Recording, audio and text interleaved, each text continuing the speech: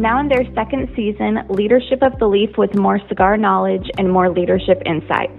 Two great leaders smoking great cigars. Here's our host, Austin and Dice. Grab a drink and jump in with a cut and a light. Welcome, everyone, to another episode of Leadership of the Leaf. My name is Dice. I'm Austin. And Austin, we have a good show for today. We're going to talk about some cigars. We're going to talk about some leadership. And we also going to ask you... Ooh, me? You. Couldn't be. What are you smoking? I am smoking a Buffalo 10 Natural. Buffalo! It is a Ecuador Habano wrapper with an Indonesian Sumatra binder, and the filler is Dominican Republic, Nicaraguan, and USA tobacco. This one is a little bit weird because it's like a long stick of gum. It's very hard pressed. It's well pressed. It's very rectangular in shape. Like there is, I don't even think this is it's box pressed, but man, like if the edges were any more sharp, I think I'd cut myself. But it is what it is. So we'll see how this one goes. I'm interested to see. I picked it because of the shape, partially because I was like, that's really interesting. So we'll see how this goes. And I'm pairing that with a Hulling Station straight bourbon whiskey. Oh. Yeah. All right. I like the sound of that. Mr. Dice, what are you pairing with your Hennessy? I saw what you did there. Saw exactly what you did there. With my must announce is XO with Cavalier. I'm gonna mess this name up. Tres de la Quintas. Tres de la Quintas. It's a Maduro. It was released at TPE. Okay. It's very interesting. The band, you will love the band. The band is like graffiti colored. I really appreciate it. Their box has the big words of out of control on it. 6x. It's a 6x54, I believe. Nice. I really don't have much other information on it, to be honest. I'm not gonna front. Okay. I mean, I can look it up, I guess. TPE. So it was released just recently at this last TPE?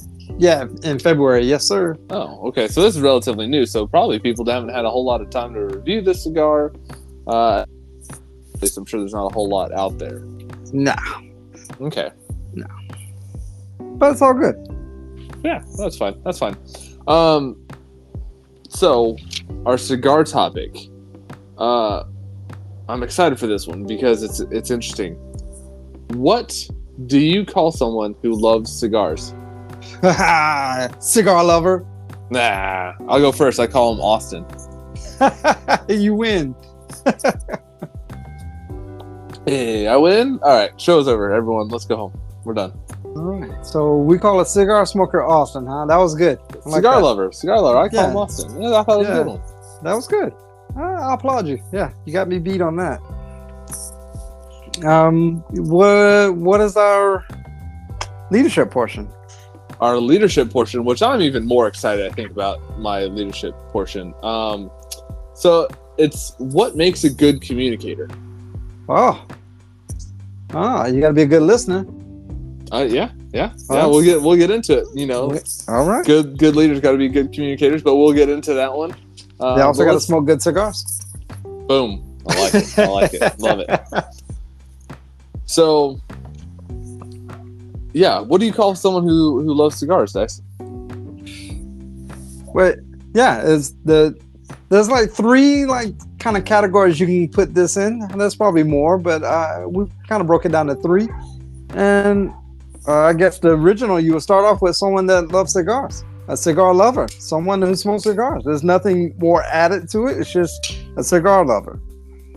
I mean, by definition, it's someone that indulges in smoking cigars occasionally, a lot, some, little. Someone that smokes cigars. Yeah. And then you got the cigar aficionado, who has a passion for cigars, and often knows the history of cigars and has a robust understanding of how cigars are made. Yeah, I guess once you get past the cigar lover phase, cigar whatever, cigar smoker, cigar lover, however you want to call it, the next phase is how curious are you going to deep dive into that passion of smoking a Right. cigar? Do you just pick up one and smoke it, or well, you know what? Is this a Maduro? All right. So now you're aficionado. Yeah. And then you start getting into things like, oh, this has an Ecuadorian binder? Oh, that's interesting. I can taste the difference. Now, you could also move up another level and make a lifestyle change of this and become a cigar connoisseur. Sommelier. Sommelier. I'm glad you said it because I was going to struggle. I know. That's why I was trying to help you out. This is generally geared towards the hospitality profession. They're the ones that actually get some college credits, some little schooling under their belt, spend a little change to get their certification. And their exceptional service and giving gourmet recommendations for pairing cigars. These are the guys you go to when you go to like a restaurant that like allows you to smoke after your meal. So, you know, you're like, hey, I want this steak. This is how I want to cook. And like, that's an excellent choice, sir. I recommend this cigar to pair with your steak because the flavor notes are going to complement. And I also recommend this drink to pair with everything. And that'll tie your whole meal together. Those are those guys. Those are the sommeliers, the connoisseurs. Yeah. They spend a little money to get that certification. Yeah. I would say I wouldn't necessarily say an aficionado can't be a connoisseur, but a connoisseur. They just don't have the title. Correct. They may have just the same amount of knowledge. It's just right. You know, putting a title to it. Yeah, they just get that certification. All right, so cigar lovers, let's deep dive. So usually these guys are prone to savoring. You know, sitting down at the end of a long work day, lighting up a cigar. Man, that's a slice of heaven for cigar lovers, right? Yeah. They have that ability to enjoy each moment of the experience, and they usually report feeling transported to a different dimension with each subsequent puff of smoke. I tried explaining that to someone before because it was like, why? What? So cigars, you just smoke them? I was like, Hey, you taste the fucking smoke, asshole. Okay, Bill Burr. It's like a whole different experience. Like, I'm not just sitting down smoking a cigar. I'm sitting down and I'm enjoying a cigar. We've talked about this before, how it has that meditative, mind-clearing type thing. We were talking before the show about how the weeks that we've had and just the struggles and stuff. And I didn't even get to hear all of your stories, but we both sat there and kind of took a deep breath, went through our natural progression of smoking cigars, and now we're just letting our cares melt away. Yeah. One of these episodes, we need to do like a lighting ritual. Not that we have like an extravagant one, but just kind of talk our way through it so our listeners can understand our process of lighting a cigar. Because at the beginning, before air, we was discussing, should you guillotine, should you punch? But yeah, we'll save that. I think that'd be a good one.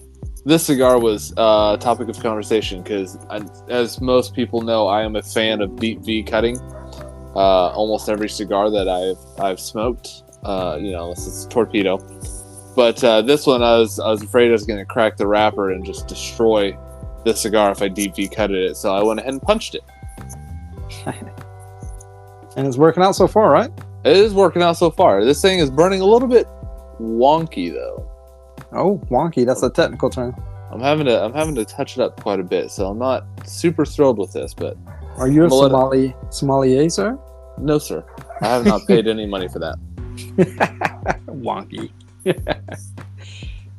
Cigar lovers tend to be knowledgeable. A cigar lover often knows the history of cigars and has a robust understanding of what and how and where cigars are made. They give a seasoned cigar aficionado a smoke, and they may be able to tell you what brand it is and where the tobacco was sourced. Cigar lovers know their stuff. Yeah, these guys are the ones who are like, now, there's a difference between being a cigar lover and being an asshole, and just smoking with the band on, with the band facing out, and making sure you're holding it so everyone can see the band that you're smoking. Those guys are assholes. They're not cigar lovers. They may be, but they're also assholes. I was at an event and the guy was smoking a cigar next to me. I was like, "Oh man, what you smoking?" And he said the name of it. I didn't really catch it, and I was like, "Do you always smoke that?" And he was like, "I only smoke Cubans." I was like, "Okay, buddy, enjoy, enjoy." Good to know, sir. I continued the conversation, but I was like, "Well, I know what kind of cigar smoker he is." Boom. Ashel. Love it. So speaking of being an ashel, most cigar lovers are respectful of the craft. They appreciate the challenges of hard work that are part of the cigar production. You know, they got to regard that premium cigars as works of art and culmination of a group of efforts and sacrifices achieved only through the disciplined education to producing the best cigars in the world. These things go through, 300 hands roughly before actually getting to us to smoke. That is a lot of hard work done by people we've never even seen or met, and you know, we get to basically set their product on fire. But it's good stuff, right? And so we appreciate all those rollers, all the harvesters, everybody who goes out and makes this wonderful product. If you have not, I'm pretty sure you have, but listeners, if you have not, Google tobacco leaf seedlings and see where it starts from, and then Google like a field of tobacco. And I'm telling you, I seen on Instagram, I seen Rocky Patel standing next to a tobacco plant, like it towered over Rocky, and I'm pretty sure Rocky's average male height, unlike me. And then the seedling that comes out of like an egg tray, it's just amazing how far, how advanced, how beautiful the leaf looks coming from that seedling. It's worthwhile. I can definitely appreciate it, and I respect the craft very much so. Absolutely, yeah. No, this thing is like I said, they're a work of art. I'm going to light on fire. I took a Monet and I lit it on fire so I could inhale the fumes. You did what? Mona Lisa.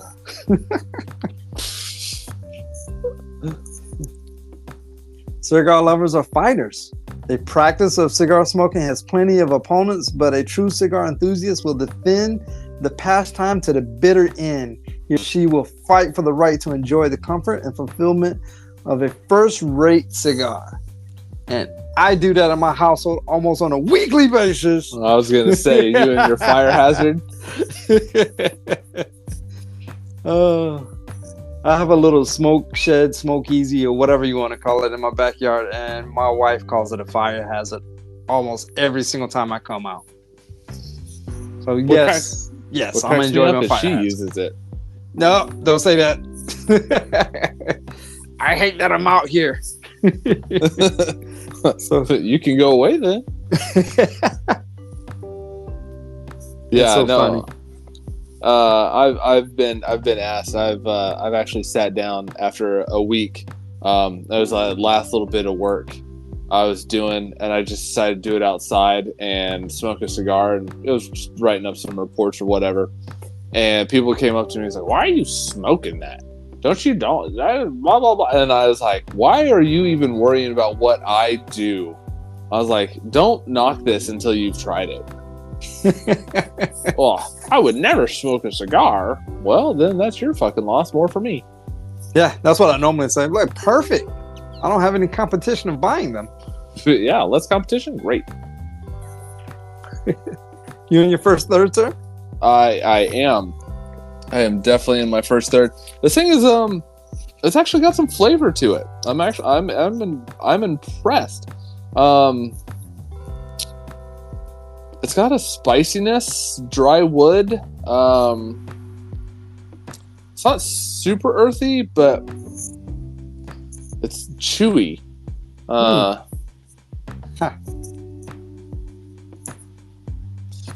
Pretzel with some black pepper on it on the back end. Oh, all right. That's what I'm getting. That's what I'm kind of tasting. I have an undertone of white pepper. Okay. And I want to like a like almost a fig Newton. Ooh. It's definitely fig. Like Fig I know, flavored. yeah. They try. I was told that people tried that. This is like one of the first cigars I can actually say, "Hey, fig." Interesting. But there's definitely a dusting of white pepper or something there because I can taste it on my palate. Yeah. Yeah, this is for this stick costs $5, so I'd classify this in the budget stick arena. For being a budget stick, it's actually got a surprising amount of flavor. Yeah, I remember when they came out. That was like the word on the street. Word on the street, son. Yeah. Let's say pretzel. So I just keep getting something along the pretzel line. What? Annie, what's the pretzel place in the mall? Oh, Auntie Annie's. Yeah, they smell so delicious. I'm not buying them. No, they're not as good as Cinnabon. Anyways, so a cigar lover usually shares well with others. You're gonna if you're not fighting to preserve your craft, so to speak. You're going to share with other people. You're going to sit there and, while you're fighting to say, hey, I'm going to defend this pastime, you're going to say, hey, why don't you try it? Why don't you discover the satisfaction of this great cigar? Why don't you try it out and see if you like it? You're going to knock something and not even try it. That's ridiculous. Why don't you give it a shot? Here, I got an extra stick. Boom. Here you go. Yeah, let me train you. Let me teach you about this. Make sure that's in there. For all practical purposes, there's no other interest more closely linked to aficionado than cigar smoking. And the main reason for that is we can thank the Cigar Aficionado magazine because that throws the name out there for everyone to see. Marvin Shanken is the owner or whatever of Cigar Aficionado publication, and because of that term has become very modern placed, very prevalent in today's speak. So thanks to that magazine, Cigar Aficionado became like almost a household term. Yeah, that's because see, when you said a sommelier, I associate that with like wine, right? I associate an aficionado as like the top level of being a cigar enthusiast, if you will, right? They're the bee's knees, so to speak. Correct. And that's the purpose of why I added the third level in there, because most people think that the sommelier or the connoisseur sort of is the one that is like those terms are universal, when they're actually not. They're not synonyms of each other. Aficionado would be actually closer related to the cigar lover, because normally the cigar lover or someone that just smokes cigars periodically is going to eventually become an aficionado, because the becoming an aficionado is really the only requirement. I think we'll get into that, is really time. Yeah. There's no official certification or degree you can get to be an aficionado. It's just time and learning about the cigars. But aficionado usually, you can say you're a music aficionado, a car aficionado, all of that, but usually aficionado is linked with cigars. So how do you become a cigar lover? Easy. Buy a cigar, smoke it, and fall in love. Ain't nothing to it. The cigar lover normally, like we indicated before, they normally smoke cigars every so often, a few times a month, a couple of times a week. However, there's no set time limit. It's just as long as you smoke more than one. Mm-hmm. And I would say, as long as you kind of fall in love with that craft. You smoke one, you're like, I don't like this, but you keep smoking it, trying to find other ones. You're not really a cigar lover. You're just trying to find a hobby. How to become a cigar aficionado? Well. Smoking cigars is really appreciating the taste, aroma, recreation that they offer is a key to becoming a cigar aficionado. Some usually try to do some synonyms of sommelier and aficionado, but it doesn't work. Usually in the wine industry, there's a very rigorous set of exams requiring years of formal study you must pass to earn the title of sommelier. However, you can definitely become an expert on cigars without the official title. And normally this comes with, once you become a lover and you start deep diving into the history, the tastes, the aromas, you start being able to pick out, oh, this is a natural. Oh, this is a Maduro. Oh, there's some Sumatra in this. Oh, I get the grass notes of a Candela wrapper. Oh, I get these, spicy notes from a Nicaraguan Puro because the Nicaraguan has that stuff. That sort of stuff. You start becoming a little bit of an aficionado. Yeah, when it comes to stuff like that, when you're doing all those type of things and you're trying different types of cigars, different shapes, different shades, all that, what are you doing is you're getting to know and recognize and develop your own preferences. And the thing that I've noticed, because I consider myself an aficionado, I wouldn't say I'm an expert, but I would say I'm an aficionado, is other people, when they learn that you are a cigar lover or a cigar aficionado, they start asking you for recommendations. So just like I would talk to my tobacconist whenever I go to like cigar outlet, cigar warehouse and stuff and talk to Roger. I learn from listening to what they have to say.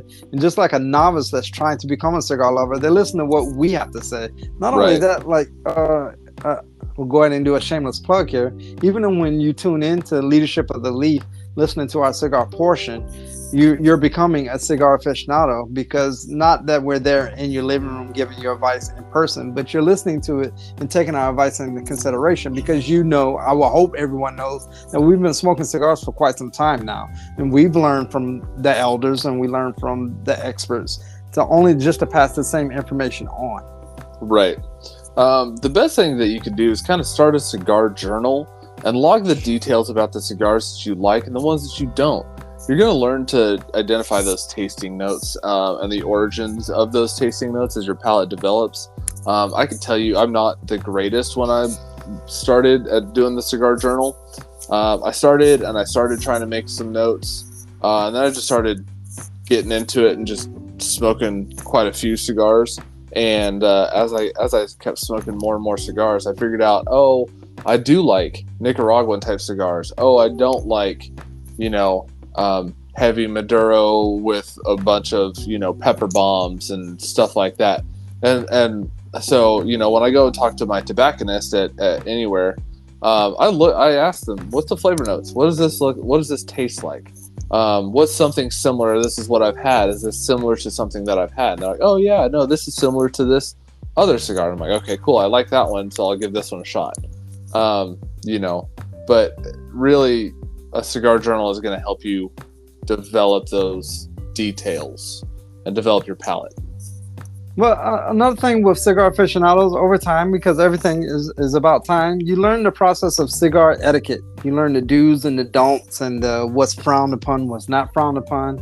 Even though there's no wrong way really to smoke a cigar, but there tend to be like different, unwritten rules of the game that most cigar smokers tend to follow. So over time, you'll start picking these up, especially if you visit cigar lounges. And the more you talk to elder cigar smokers, you'll learn how to properly cut, how to properly light, even different techniques of how to hold cigars. Because I hold actually a box press slightly different than I would a non-box press cigar. Not that it's extremely different, but the way it sits in my hand is going to fit a little different, because my hand is round and not box shaped, so it makes sense. Right. Yeah. You learn to avoid some of those amateur mistakes, like, inhaling a cigar, smoking a dried out cigar, or smashing your cigar in the ashtray when it's done and releasing all that ash and smoke and all that nastiness and just stinking up the place. We've done shows on I think one of our first shows was do's and don'ts of smoking in a lounge. Yeah, I think we need to revisit that for our newer listeners. I would agree. Yeah, we can do that. But you get, and then you branch out, right? We've said this before. Branch out, smoke different cigars from different brands, from different regions. I don't know how many times people are like, I only smoke Cubans. Why? Yeah. Why? I enjoy a good Dominican DR Cigar, Dominican Republic. I enjoy a great Nicaraguan cigar or a Honduran cigar. Those are tasty to me. I think San Andreas is like the craze right now, or Mexican, but they changed it from Mexican to San Andreas because Mexican had like a negative connotation behind it for some reason. And San Andreas, I'm sorry to be a spoiler alert to a lot of people out there, is Mexican. The same thing. You know why I think they did that? Why I think the Mexican has a negative connotation? I think because most things made in Mexico are cheap. Nova. Yeah. And so I think, like, no disrespect to anybody out there, but Tecate is one of the worst beers ever. But it's made in Mexico, and that's what Mexican, you know what I mean? So it has this negative, almost racist kind of undertones to it, but then they're like, hey, it's San Andreas. Oh, yeah. It's so much different. It's so great. This is amazing. Yeah. Stop. It's the same thing. Pick up a 1911? Yeah, the Mexican Puro. Yes, that was a wonderful cigar. Yeah. So, go out there, try different regions. When you say try, it makes me think like the guy that comes to your table that's offering wine to you or whatever, that he's not a sommelier. He just works there. He's tried one or two or whatever. So you want to take his advice to whatever level you want. But if you go to a much fancier restaurant that has a wine sommelier that comes to your table, of course, you're going to listen to that person a little more because you feel he has the expertise and everything that goes attached with it. So you will listen to that person more. A cigar aficionado is almost on the same level. Of course, you don't want to listen to a cigar aficionado that's only been smoking for a year, maybe two. That's more of a cigar lover stage. But someone that's been smoking for over 20 years, of course, you're going to take their advice. You're going to listen to them. You want to broaden your palate with what they have to say. Right. I liken it to, if you're at a job, let's say you're in marketing, right? You got a person who's a marketing person who's only been working in the marketing area for 2 years, give you some advice. You're like, okay, that might work. And then somebody who's been working 10 years, you'd be like, all right, well, you know a thing or two because you've seen a thing or two, right? So you're like, all right, I'm going to listen to you a little bit more. It could be the exact same advice, same advice, but it's coming from two different knowledge bases. It just makes me think of the old ass mechanic. Go ask Jim. Jim knows. Jim, I heard the engine make this knock noise. It's this. I don't think that's it, Jim. It's this. Change it. Okay. And you change it, and you be like, damn, Jim, you know everything. Yeah. I've had that happen to me. When I was coming up, I worked as an engine mechanic, and I was like, hey, I think it's this part, but I'd only been working like maybe 2.5 years, and my leader's like, nah, there's no way it's that part. And I'm like, I'm telling you, I think it's that part. And then he's like, nah, there's no way. And I'm like, all right. He's like, let's change everything else first. And finally, I was like, look, man, we're about to change a huge part, of which this one component is a part of. Can we just change this and see if it works? Fine. I was like, I'm just saying, if it works, then we save ourselves about 8 hours worth of work and only spend 30 minutes changing out this one part. Just saying. Fine. Fine. And guess what? It worked. But you don't want to listen to me because I'd only been working for 2 years. But if you had come up and said the same thing and been like, nah, it's this part, he'd be like, oh, you think so? All right, let's give it a shot. Right. Like, then, to have a young face. Yeah, cigar aficionados, they aren't intimidated by the details. They're always curious and want to learn more. But what I want to know, Dice, how does one become a cigar sommelier? Well, that requires step one, become a cigar lover. Step two, become a cigar aficionado. Step three, figure out what professional institute training that you want to join so you can learn about gourmet pairing and just overall just have an organization of training and certifying of sommeliers and management, service, pairing, and understanding of cigars. Like the International Association of Cigar Sommeliers? Yeah, that's a perfect one. That's a perfect place to start. Hey. But to me, it just adds another level of geek or nerd to being a cigar aficionado. Yeah, 100%. Education is not the only is only the starting point, right? Nobody becomes an expert after just, hey, I took a class in this, so I know what I'm talking about. Look at your college graduates who have to come in and intern and whatever else, right? They took some classes. Doesn't mean they know how anything works. What's important is to acquire the methodology and the notions so as to use the appropriate terminology, avoid misconceptions, which are very easy traps to fall into given the complex nature of cigar and the wide varieties in the market, right? Tell me the difference between a Maduro and an Oscuro. Oh, one is much darker than the other. What else? Much darker. The way that they are made is slightly different. An Oscuro has more time on. Okay. Yeah, but you see what I'm saying? Like, right? You could take the class and know that, but then if somebody comes up, it's like, no, I want to know what the real difference is. What's the tasting notes? What's the pairing notes? What's this? What's that? You may not know because you haven't smoked enough Oscuros, or you may not have smoked enough Maduros. So what really matters is the practice. That's what we talk about?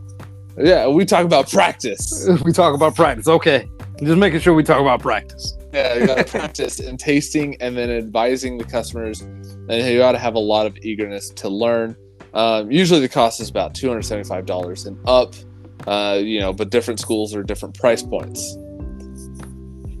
Right, which I looked into it for myself. I will admit that I was like, oh, I'm interested. That'd be kind of cool. I got a cigar podcast. I can say I'm a cigar sommelier. And then I got to looking at the criteria and all that. You know what? I don't want to take the fun out of smoking these cigars. And I feel like that might be the step I don't want to take.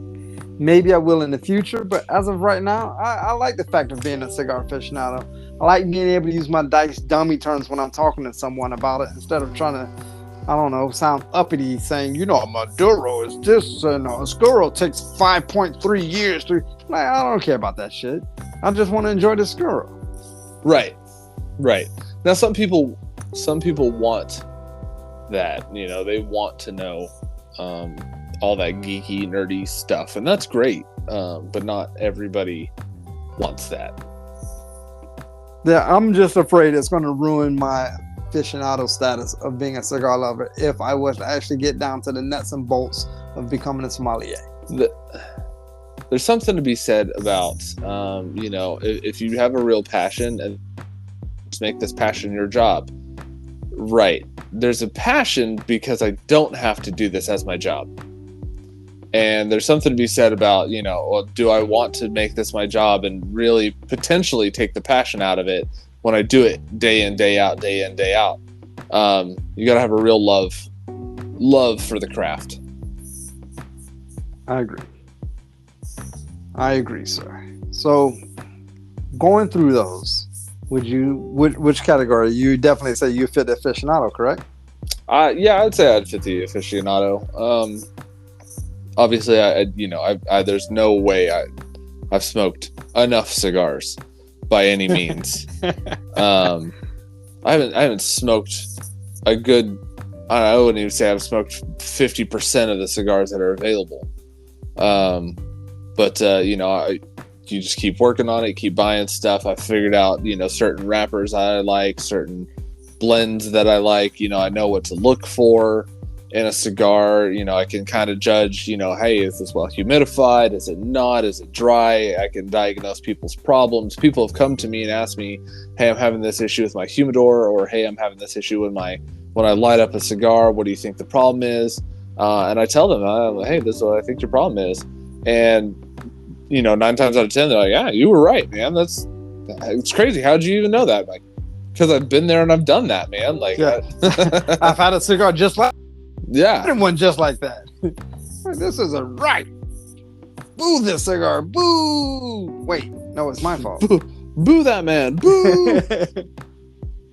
But yeah, so as far as becoming a sommelier, I don't know that I'd ever really want to become a sommelier unless I really was going to get into the food and cigar industry, because that's where I think that, or the drink and cigar industry, I feel like a sommelier would have to be a certain level of establishment, much more than just, hey, I run a cigar shop or I run a cigar lounge. I agree with you on that. Like I said, maybe one day, just not today. Yeah. You in your second, third? I am 100% in my second, third. What you got?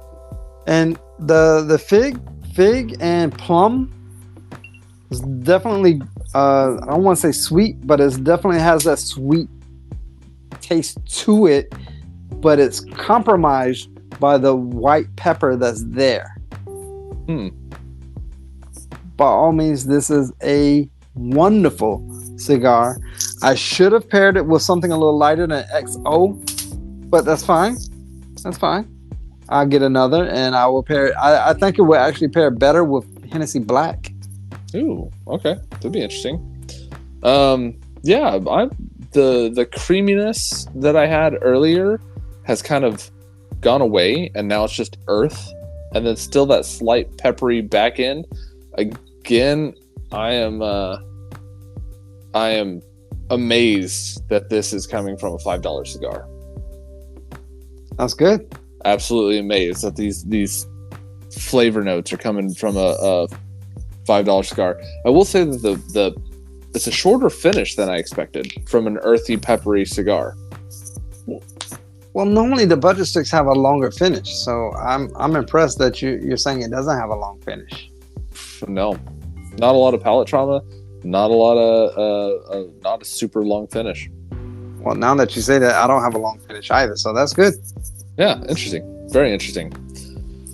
All right, we will take a quick break, and when we come back, we will get into our leadership topic of what makes a good communicator. I'm listening. When we come back.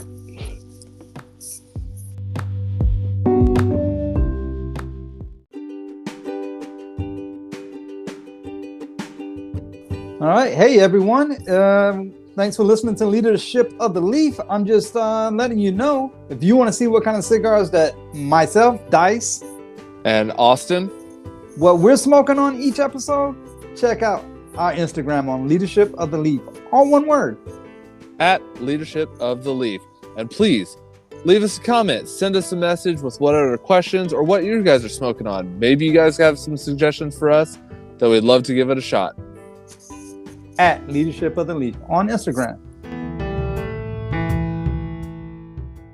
Hola, mi gente. I'm Wanda Hernandez. I'm CEO of Sticks and Stones Productions, and we are here with Dyson Austin, and you are listening to Leadership of the Leaf.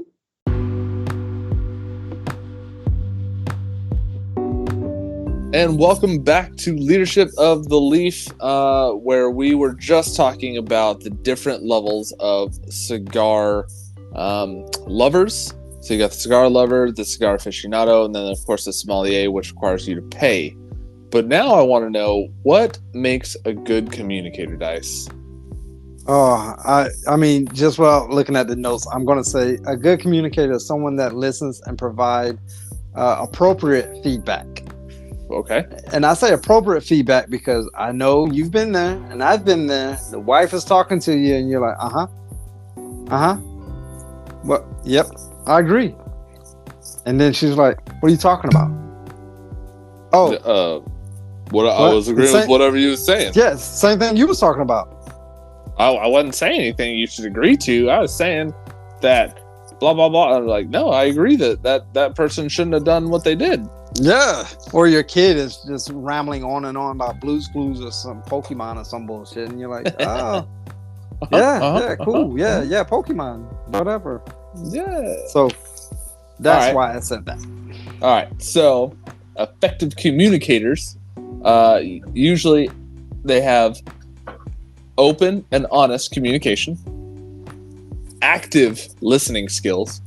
They are aware of their tone, deliver news both good and bad with empathy, and they listen and hear, there's the key, to to what the other person is saying. Now, I will say everything you just read, I use currently in my position right now. It's important that I listen to what people have to say. It's important that I communicate with empathy as my response. And it's important that I deliver the news appropriately to where they are going to be empathetic to certain needs, or I don't know. Yeah. So, open and honest communication is a cornerstone of any relationship. That's personal, professional, whatever, right? No one's going to listen to a liar. And if you don't communicate at all, or you're hey, I'm a person of few words. So, you walk up to a mic and all your workers are there waiting for your direction. You're like, let's get it done. And you walk off, they're going to be like, get what done? What do you want done? I don't understand. Yeah. It's hard to deliver your vision. So it's one of those things. They found, MIT did a study. They found teams that had an unbalanced energy and participation levels, usually between introverts and extroverts, don't perform as well as teams that have a balanced and high levels of energy and engagement.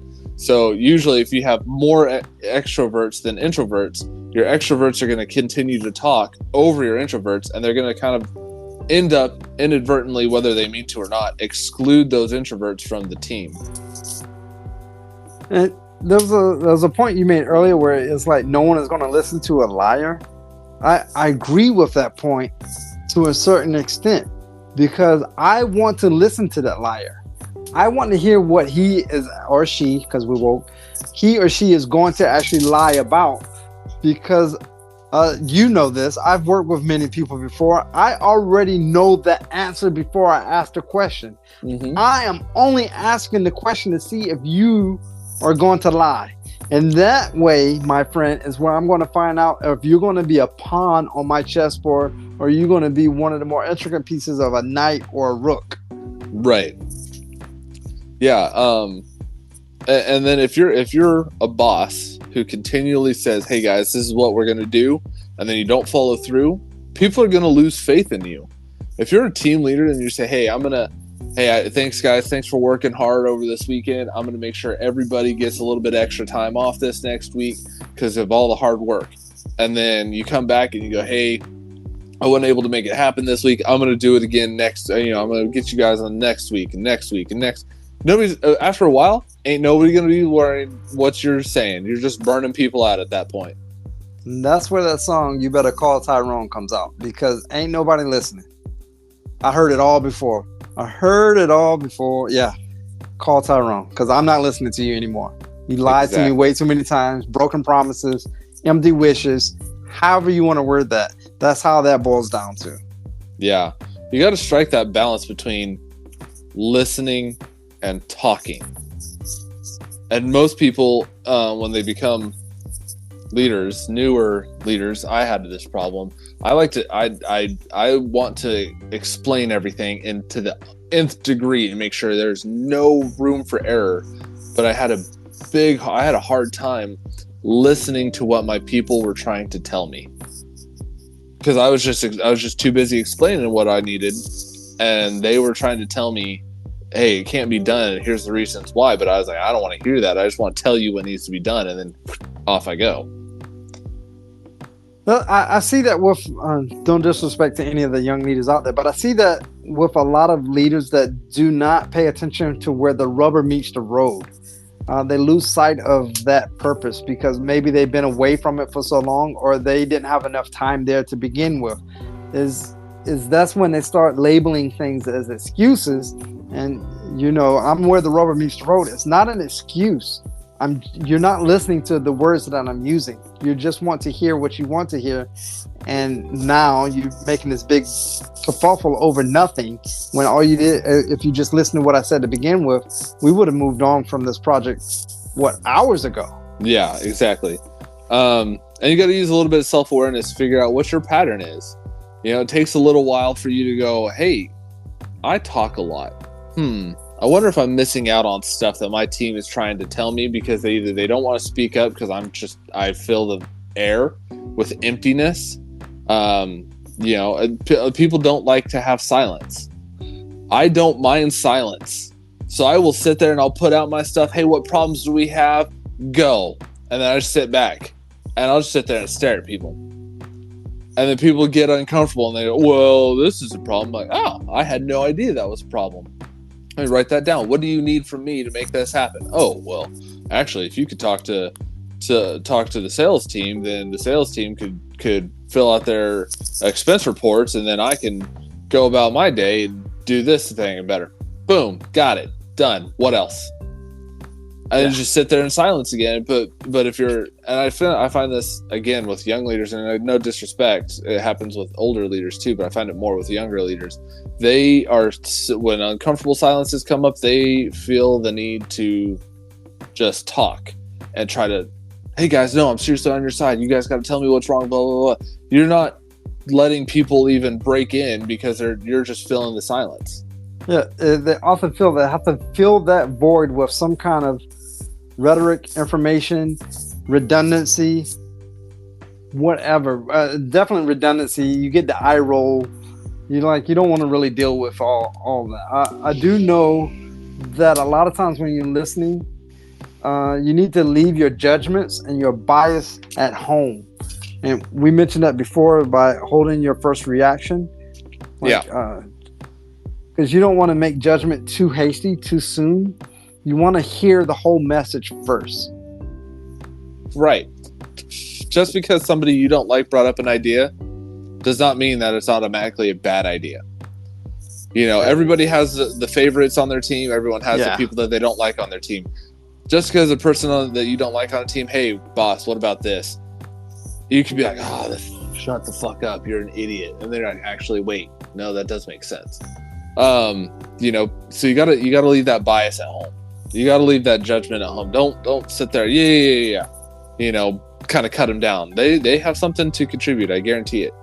And it actually has been found. Studies have shown that technology is dumbing down our social skills and reducing our capacity for empathy, because it's hard to feel empathetic with either a voice on a computer or even a person on a screen, right? So if you're in an office that uses Microsoft Teams or Zoom meetings or something like that a lot, and somebody's telling you why they can't get X, Y, or Z done, you're less likely to be empathetic towards that person, because you don't see them face to face. You don't hear the struggle. You don't get all the nonverbal cues. You don't get all of that stuff over Zoom or Teams or whatever it is. I read an article. I can't remember where it was. Whatever. I read an article where it was saying that the 20-year-old males around that young 20 age males is the highest level of virginity that we've had for a very long time, and it's just because of that same study that you was referencing. It's because of I don't know all the dating apps, forgive me, but like Tinder and whatever, slide in my DMs. I'm hip. Whatever these kids are doing nowadays, they're not having that social interaction to where they actually physically are going on an actual date with someone. They are only thumbing out messages to someone else on the other end. They don't really know who they're really thumbing it out to. I'm assuming they're hoping it's a girl or whatever their preference is. But it's just going to the wayside because they're not actually interacting physically, socially. They're only interacting through technology. And it is stalemating the whole sexual movement of that age group of mainly as males. They didn't really say females. It was mainly focused on males. And is sadness due to that because of technology is now taking that away. Now, I know in my younger days, we used to call them like internet thugs and they big tough guys. And I know keyboard warriors. Yeah, and I know you play video games and stuff, so I know you talk to these kids on the I'll fuck you and your mom up and all the really? You would? My mom and myself will come to your house at 8 p.m. Please fuck us up like you said you was going to. And of course, some kid is going to answer the door and be like, I'm sorry. Because now they see you in person. If they answer the door at all, or their mom or something answer the door, like, what is going on here? However it is, it's because everyone is hiding behind this facade of technology. Yeah. And I'm off my soapbox now. Yeah, there's a Brad Paisley song. I know you don't listen to country, but it's called Online, and he talks about how he's so much cooler online because he's 5'6" and weighs 200 pounds or 300 pounds or something like that. But when he logs in, he's 6'5", got a 6-pack abs, and knows black belt in karate and all this shit. And it's like, yeah, it's funny. It cracks me up every time I see it. But the best way to combat this is to go speak to the person. It drives me nuts. I have people in my office today. Literally 2 desks over message me on like an instant messenger, and I just leaned back and I was like, hey, here's the answer. And they're like, oh, thanks. I was like, why would you not just literally, you can lean back, hey Austin, I got a question. All right, yeah, sure, what's up? Like, you really messaged me? Like, are you that busy? And I looked at their screen. They were looking at fucking Reddit. And I was like, dude, seriously? Like, just, it drives me nuts because he was, oh, okay, sort of thing. I'm like, man, communicate with me face to face. This will help me develop empathy with you because I can read your non-verbal cues a lot easier. I can see your eye movement. I can hear your tone a lot clearer. I could see your body language a lot better. I could do all of these things that help you get your message across to me as to whatever the importance of this thing you're asking or this question that you're asking me is. It leads me to the Key and Peele skit where they're texting each other about going out to the bar or whatever. That shit cracks me up.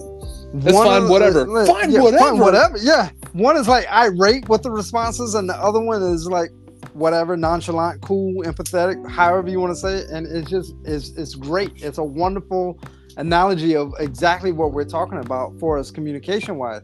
Because if I'm in a sour mood and you was to text me something and I'm just a shitty mood for whatever reason, I'm not going to read your text with a happy voice in my head. I'm going to read it with an annoyance voice. Like, are we smoking what, tonight? You want to fucking smoke when tonight? Are you serious right now? Don't you know what I went through today?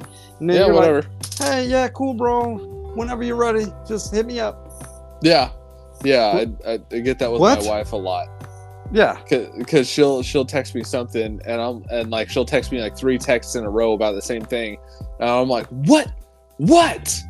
And she's like, oh no, I was just letting you know that this was going on. And I'm like, 3 texts? Seriously? Like, fuck. And she's like, no, did you read the message? I'm like, yes. And she's like, okay, well, it's not a big deal. And I'm like, well, obviously it is because you sent 3 fucking text messages about it. Yeah. There's times where I would call and I would read the text in whatever tone or whatever mood or feeling I'm in. And the wife's like, nah, that's not what I meant at all. Right. Oh, all right, cool. Let's conversate about this. We're on the phone now.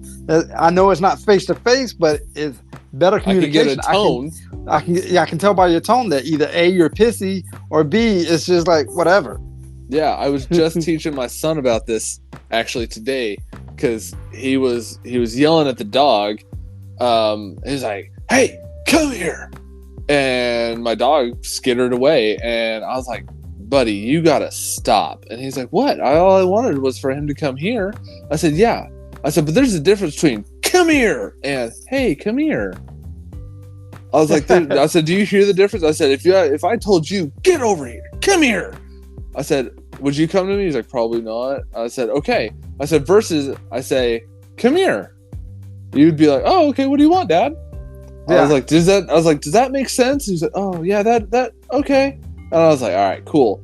But it's the tone. Just a simple thing as a tone can make a world of difference. Correct. So, you got to develop that empathy.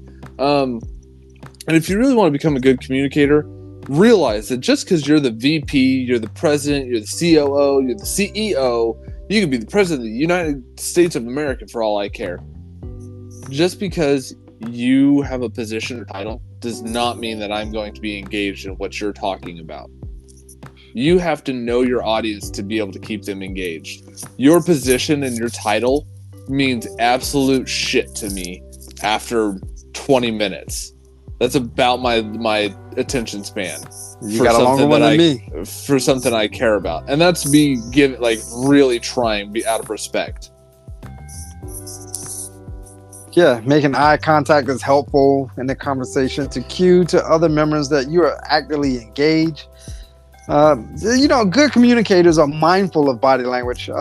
I find myself doing it a lot, especially when I'm talking to a group. You want to check out their facial expressions. You want to make eye contact. You want to check out their body language. I do know if you're having a conversation with one-on-one with someone, and you're like, "Hey, can I speak to you for a minute?" Look at their feet. If the feet is pointed away from you, they're really like, they're going to yeah, whatever, just so they can get away from you. If their feet is pointed towards you, that means they're actively listening to what you have to say and they're taking it on board. Small pro tip. Yep. And that is also helpful if you guys have a longer conversation. If somebody starts kind of turning their body away from you, that signals that they want the conversation to be done. They're over the conversation. Whatever it is, you're not getting through to them anymore. For those of you who can't see, Dice is turning away from me as saying this conversation's over. Hey, Austin. Hey, friend. All of these things, and be mindful of your own body language and facial expression. If you got a resting bitch face or resting dick face or whatever, like resting face that you have, be mindful of that. If you're trying to tell somebody good job, it might help to have a smile on your face instead of good job. Everybody heard that I did not have a smile on my face when I said that. Everybody was like, ooh, he was not happy. Was that a good job, or are you just saying that? Are you just saying that just to pay me lip service? So you also got to be aware of that tone that comes out of your mouth. Your facial expression changes your tone. Try it in the mirror. Put on a frown and say good job to yourself. Then put on a smile and say good job to yourself. You will hear the difference. You'll be like, oh my gosh, that is a ridiculous difference in tone.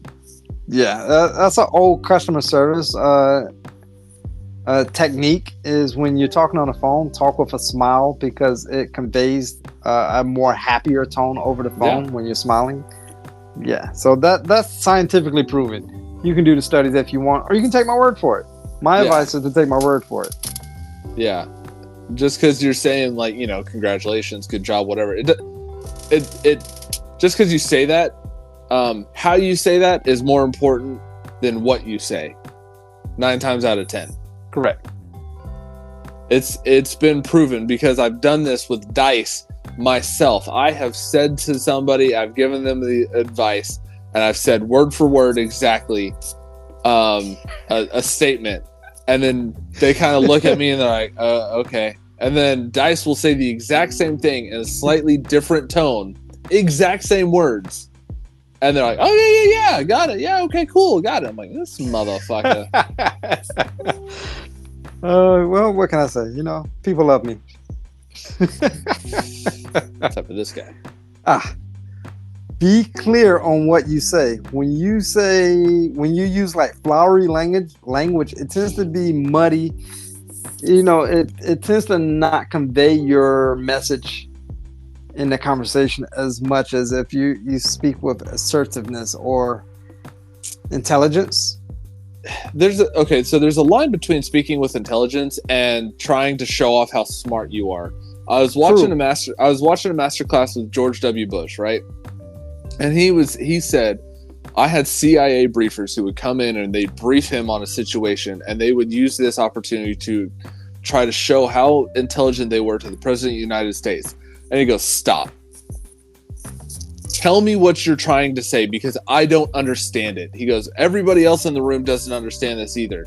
Tell me what you're trying to say without all this jargon and flowery language. Just get to the point. And they would come out and they're like, well, Mr. President, boom. And he's like, that I understood. Got it. Okay. Now, what are we doing about it? And they would try to do the flowery language again. He goes, stop. Try again. And he would just break these CIA people, and he's like, I don't care about how intelligent you are. I know you're intelligent. That's why I have you in this position.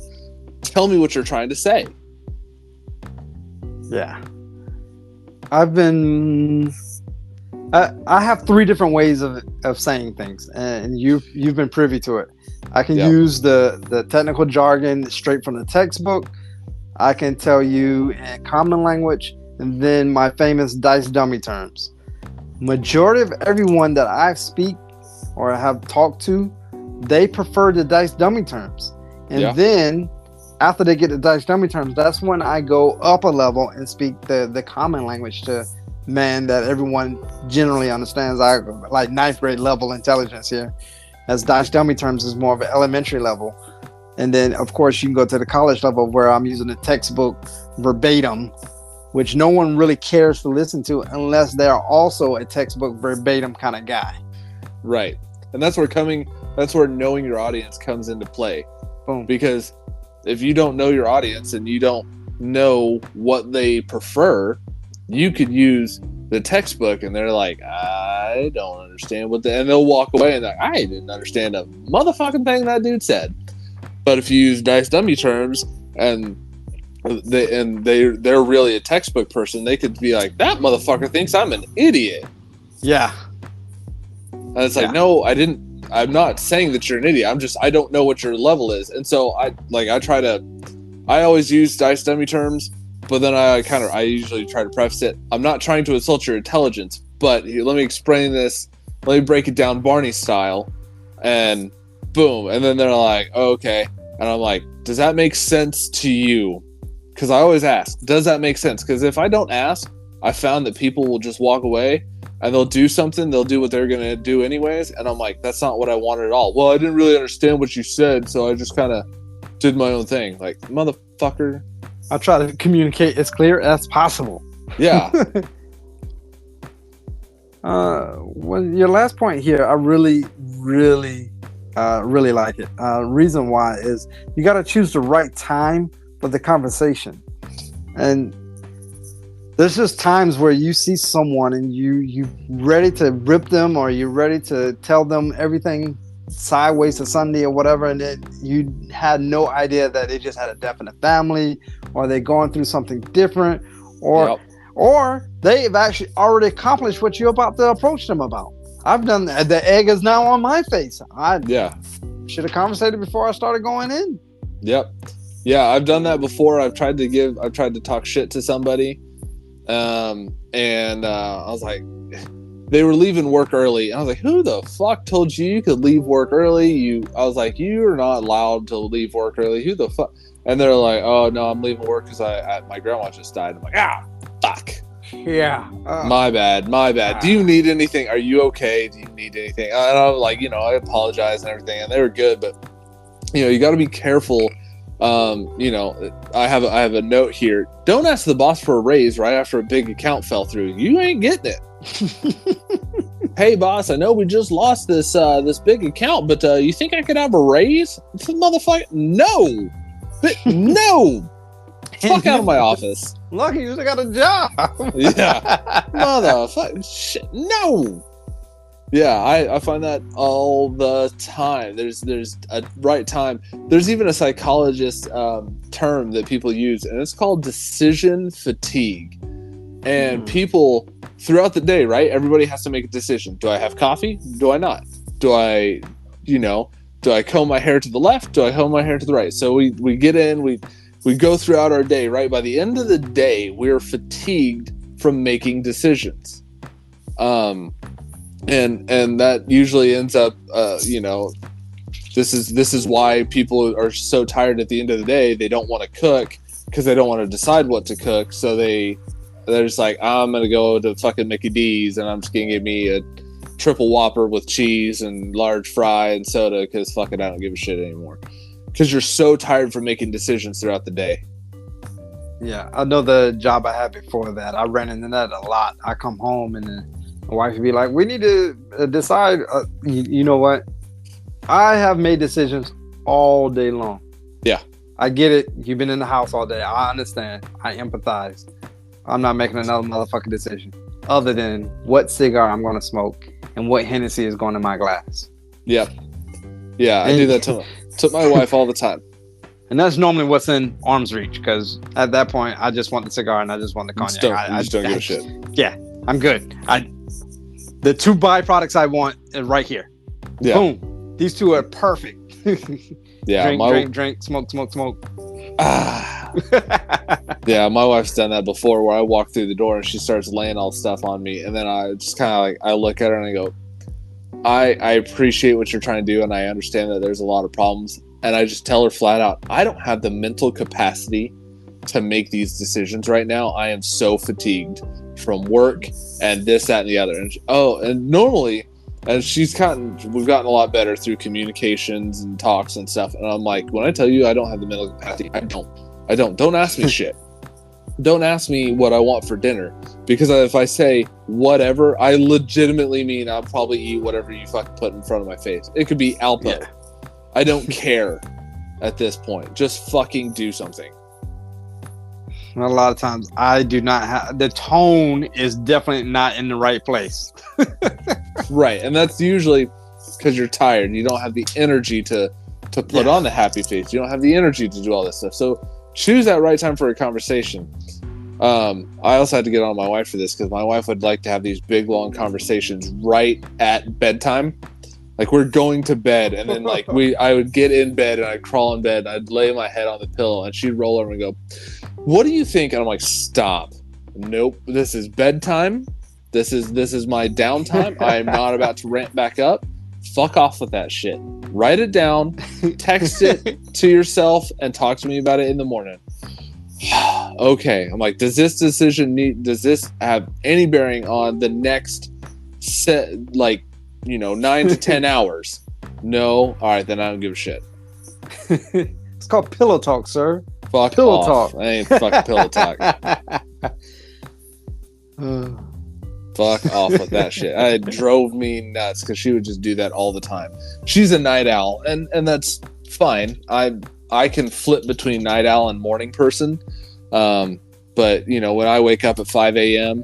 and I'm going to bed at 9:10 p.m. or whatever, and she wants to talk till 11, I'll fuck you right the fuck out of here. I don't care anymore.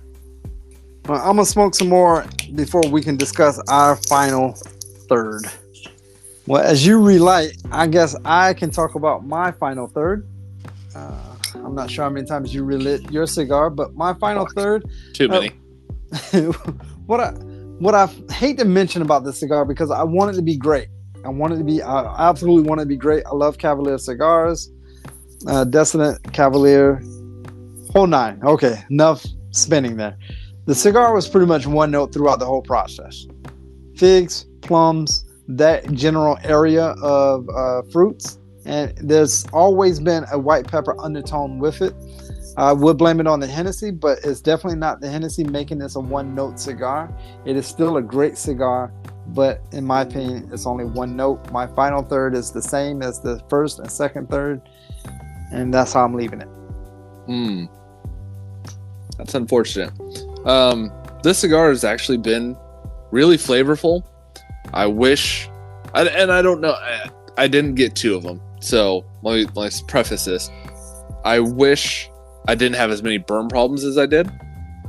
It is a budget stick, but I wish I didn't have as many burn problems. But the flavor of the cigar is really good. Like, I'd expect this flavor out of like a $10 cigar.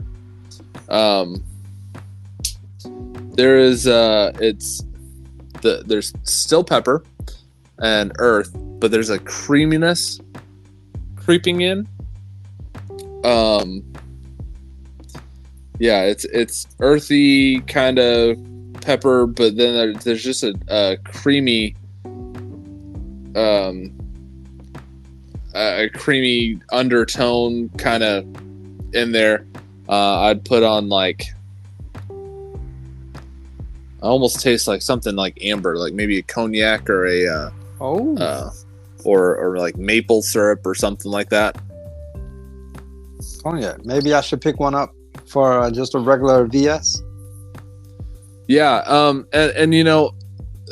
done research on this cigar, and people are like, "Oh yeah, I had no problems. Burn was great." Blah blah blah.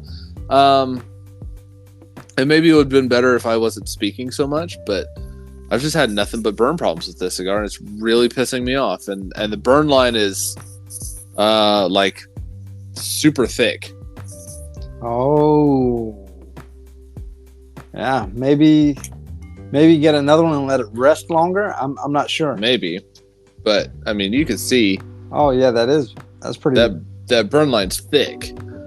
But it's not a bad cigar. The flavors are there. For a budget stick, I'd absolutely pick another one of these up. I would probably say I'd pick up a 5-pack of these.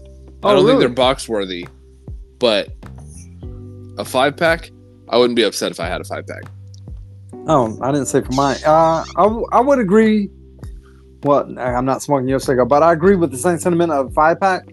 I wouldn't buy a box of these because it's really one note. It'd be a great cigar to grab every now and again. I wouldn't say it's a one-hitter quitter because I wouldn't buy one or two. I would definitely pick up a 5-pack.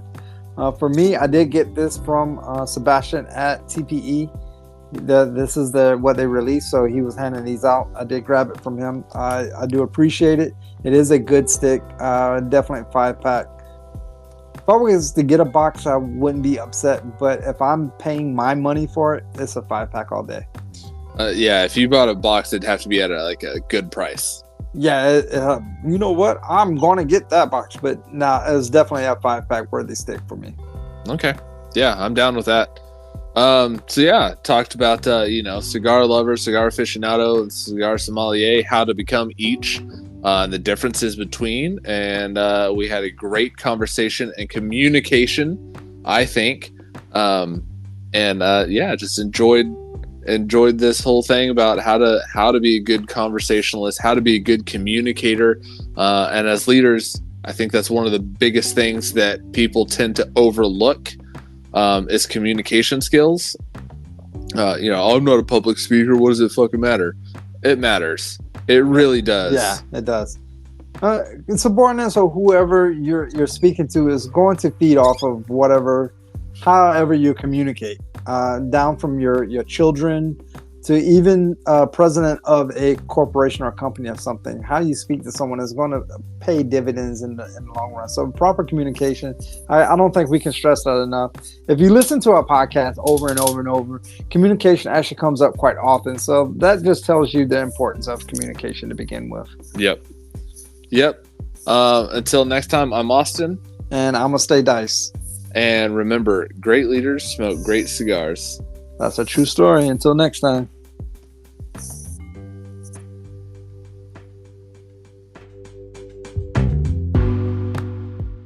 Thank you for listening to Leadership of the Leaf. The comments and opinions expressed by the host and guests does not reflect the opinions of those that broadcast this show, nor does it reflect any of our affiliates.